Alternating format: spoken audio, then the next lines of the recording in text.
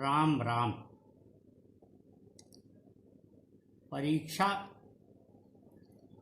या चुनौती की घड़ी अथवा किसी खतरे की स्थिति मनुष्य को महान बनाती है। इसके विपरीत विजय अहंकार कारक बन जाती है। विजय की स्थिति अर्थात विजय प्राप्त होने पर भी अगर मन में, आत्मा में और संपूर्ण व्यवहार में संयम झलके तो मनुष्य महान समझा जाता है और उसे आदर्श मान लिया जाता है। शांताकारं भुजगशयनं पद्मनाभं सुरेशं विश्वाधारं गगनसदृशं मेघवर्णशुभांगं लक्ष्मीकान्तं कमलनयनं योगभिर्ध्यानगम्यं वन्दे विष्णुं भवभयहरं सर्वलोकैकनाथम। भगवान विष्णु की प्रार्थना यह जिसे भारतीय जनमानस में जो भी हिंदू मनीषा से तृप्त हैं, हिंदू मनीषा से आप्लावित हैं, उन सभी को इस श्लोक का ज्ञान है। आमतौर पर लोग अपनी प्रार्थनाओं में, पूजा के समय, अन्य किसी ध्यान के समय भी इस श्लोक का पाठ करते हैं। इस श्लोक का अर्थ और अभिप्राय मनुष्य को समझना चाहिए। प्रत्येक शिक्षा, प्रत्येक श्लोक, प्रत्येक पाठ्यपुस्तक या ग्रंथ केवल जानकारी, ज्ञान के लिए ही नहीं होते। उनका आशय मनुष्य को सीख, मनुष्य को शिक्षा और मनुष्य को विवेक देना होता है। शिक्षा और ज्ञान की स्थिति मनुष्य को विवेक से संपन्न बनाती है और उसके आधार पर जब मनुष्य अपने जीवन में व्यवहार करता है तो उसे हर ओर मार्ग प्रशस्त मिलता है, बाधाओं से वह मुक्त हो जाता है। इस श्लोक के अभिप्राय पर अगर गौर करें तो हम ये पाएंगे कि भगवान विष्णु सबसे बड़े संत हैं। वह समुद्र में, वो भी शेषनाग के ऊपर लेटे हुए हैं,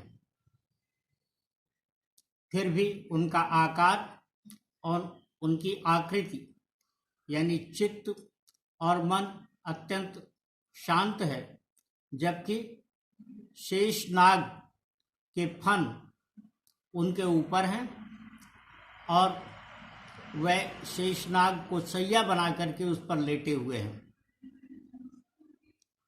इससे अधिक खतरे की स्थिति क्या हो सकती है?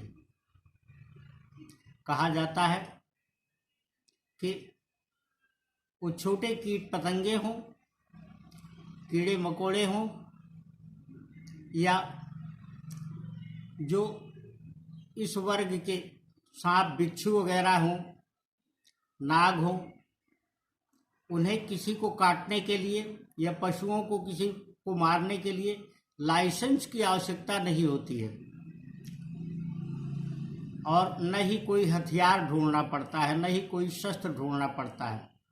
बावजूद इसके शेष शैया पर लेटे हुए भगवान विष्णु का चित्त और मन शांत है, जबकि भुजग शयनम, वह भुजग पर यानी सांप पर, शेषनाग पर लेटे हुए हैं।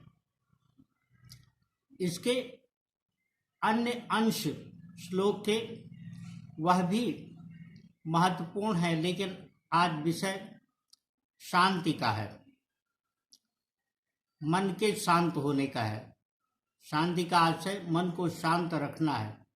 जब हमारा चित्त और मन शांत होता है तो हमें सर्वत्र शांति प्राप्त हो सकती है। दृष्टि विशेष की आवश्यकता होती है, जिसके लिए कोई अतिरिक्त यत्न नहीं करना पड़ता है, अपितु हमें इस बात का ध्यान रखना होता है कि हम जो हमारे सामने परिस्थिति विद्यमान है उसमें क्या और कैसे, किस रूप में व्यवहार में लाएं। अंग्रेजी में जिसे गॉड कहा गया है वह परमपिता परमेश्वर है। यूँ सामान्य व्यवहार में मनुष्य यह समझता है कि भगवान, देवता या परमपिता परमेश्वर में कोई अंतर नहीं है।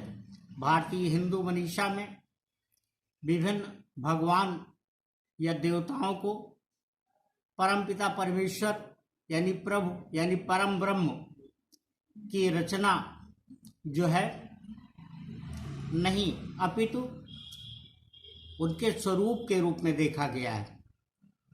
अंग्रेजी शब्द गॉड, जनरेटर, ऑपरेटर और डिस्ट्रॉयर GOD में ऑपरेटर जो है वह विष्णु ही है, यानी ब्रह्मा विष्णु महेश, ये तीनों जिसमें समाहित हैं वह परमपिता परमेश्वर ही है। एक जनरेटर यानी ब्रह्मा जो पैदा करता है, संपूर्ण सृष्टि का रचयिता है। ऑपरेटर वह परिपालक है और डिस्ट्रॉयर वह सबका संहार करता है। GOD से यही अर्थ निकलता है। गॉड वस्तुतः परमपिता परमेश्वर है, और जब परमपिता परमेश्वर हम सबके साथ है, उसका अंश हम में विद्यमान है, तो हमें कभी किसी का कोई भय नहीं होना चाहिए। अधीरता तब आती है जब धैर्य समाप्त होता है। धैर्य को हमेशा धारण करने की आवश्यकता होती है। धैर्य वही है जब हम अपने संयम को, अपने निश्चय को सदियों बनाए रखें, तो हम में अधीरता नहीं आएगी, व्याकुलता या व्यग्रता नहीं आएगी, और हम किसी भी चुनौतीपूर्ण स्थिति का आसानी से सहजता के साथ सामना कर सकते हैं। इसीलिए कहा गया है कि संत वह है जिसका चित्त और मन शांत हो। आवश्यकता चित्त यानी मन को शांत बनाए रखने की होती है। यह स्थिति बनी रहने पर सकारात्मकता बनी रहती है, जिससे हम वह ऊर्जा इस प्रकृति में अपने चारों तरफ प्राप्त करते हैं जो हमें शक्ति देती है। शक्ति जीवन के लिए बहुत आवश्यक है। शक्ति से ही देवी दुर्गा को शाक्त स्वरूप में माना गया है, लेकिन शक्ति वह नहीं जो अहंकार उत्पन्न करे, अपितु शक्ति वह है जिससे दूसरों की रक्षा हो। इसलिए देवी के अवतारों में जितने भी हुए हैं वह किसी अहंकार के प्रदर्शन के लिए नहीं, अपितु लोगों की, जो उस समय का लोक रहा जिसके बारे में अभी कल्पनाएं हैं, उसकी रक्षा के लिए ही हुआ। असुरों के विनाश के लिए देवी दुर्गा को बार बार अवतार लेना पड़ा। भगवान जिनको हम समझते हैं ब्रह्मा विष्णु महेश, ये तीनों भी परमपिता परमेश्वर की ही रचनाएं हैं। वही इस प्रकृति का परम स्वामी है, इस प्रकृति की सत्ता उसी के द्वारा नियंत्रित है। उसके द्वारा निर्मित ब्रह्मा, विष्णु और महेश में हमने पाया है, हमारे शास्त्रों में, धर्म ग्रंथों में इस बात का विस्तृत विवेचन है कि ब्रह्मा को भी कभी अहंकार हो गया, शिव को भी क्रोध आया, लेकिन विष्णु को कभी क्रोधित होते हुए नहीं पाया गया। यह अलग बात है कि विष्णु ने, जिनके ऊपर प्रकृति की रचना को भारतीय हिंदू मनीषा में समझा जाता है कि परिपालित करने की जिम्मेदारी है, संपूर्ण रचना को, संपूर्ण सृष्टि को संरक्षण देने की जिम्मेदारी है, उसका भरण पोषण करने की जिम्मेदारी है। वह जब कभी क्रोध करता है तो अपने अवतार, अपने स्वरूप बना देता है, जैसा कि श्रीमद् भगवद गीता में इसके सर्वाधिक चर्चित श्लोक, यदा यदा ही धर्मस्य ग्लानिर्भवति भारत अभ्युत्थानम धर्मस्य तदात्मानं सृजाम्यहम् परित्राणाय च साधूनां विनाशाय च दुष्कृतां धर्म संस्थापनाय संभवामि युगे युगे से स्पष्ट है। कहने का आशय यह है कि इस परमपिता परमेश्वर के द्वारा,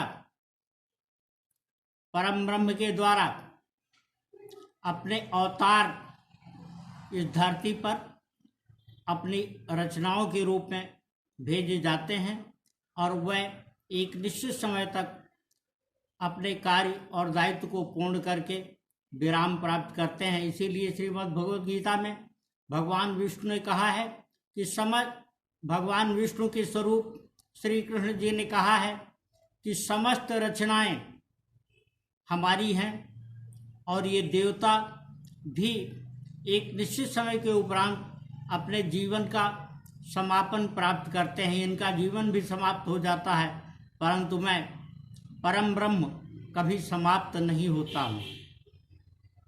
परम ब्रह्म में आस्था हमारी हो, हम किसी देवता के रूप स्वरूप को रख करके आवश्यक नहीं कि उसमें अपनी भक्ति, अपनी संपूर्ण शक्ति, अपने ध्यान को लगा दें, बल्कि शिक्षा को समझने की आवश्यकता है कि हमारे धर्म ग्रंथों में जो बात कही गई है वह केवल कथा या मनोरंजन के लिए नहीं है, अपितु शिक्षा के लिए है। जब हम शिक्षा प्राप्त कर लेते हैं, सही शिक्षा प्राप्त कर लेते हैं, तो जीवन की अच्छी समझ हमें होते हुए हम आगे बढ़ते हैं और जीवन की जब अच्छी समझ होगी तो सदियों हमारा सोच बहुत अच्छा होगा। सोच अच्छा होने से हमें हर ओर अपना पथ प्रशस्त मिलेगा। शुभकामनाएं। राम राम।